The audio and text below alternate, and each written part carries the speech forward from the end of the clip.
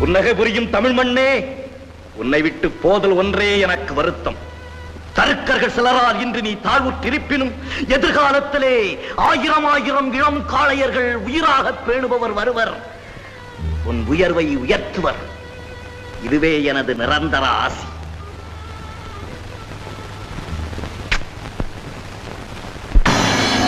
வீரத்தில் சின்னமே விடுதலை போருக்கு பித்தாக உருவெடுத்தாய்.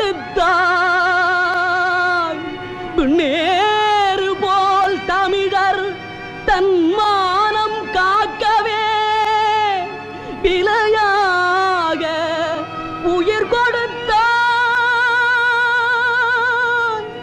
பூரித்த மார்பனே, தூக்கு கயிற்றில்